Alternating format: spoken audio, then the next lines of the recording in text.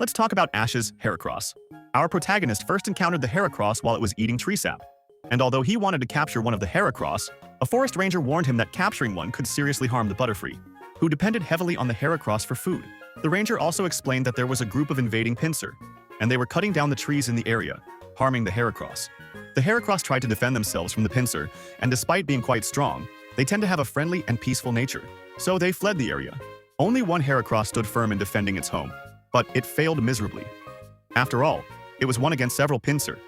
So Pikachu and Bulbasaur helped Heracross drive the pincer out of the area, and as a way of thanking Heracross, he grabs Bulbasaur and tastes the nectar from his back.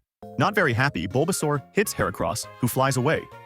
Ash and his friends go to investigate why the pincer left his side of the forest, and meanwhile, Heracross was following them calmly, just waiting for Bulbasaur to make another mistake so he could feed on his nectar. Heracross knocks down a giant tree in order to help our protagonists reach the other side of the canyon, and although the limit of Heracross's incredible strength is unknown, the Pokédex says that it can lift up to 100 times its own body weight, which is equivalent to 6 tons. So Ash and his friends arrive in Pinsir territory, and they discover that Team Rocket has a robotic pincer that is sucking all the sap from the trees, forcing the pincer to look for food elsewhere. Heracross fights Team Rocket's robotic pincer, defeats it, and sends them far away, thus restoring balance to the forest and allowing the pincer to return to their side of the forest.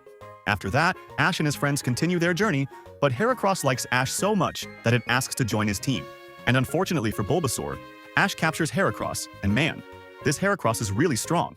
He has already defeated several powerful opponents and even enemies that have a type advantage over him. And the only times he lost were completely justifiable, like for example the defeat against Gary's Blastoise, which was actually his strongest Pokemon in the Johto League. Another completely acceptable defeat was against Tobias's Darkrai, which is one of the most powerful mythical Pokemon.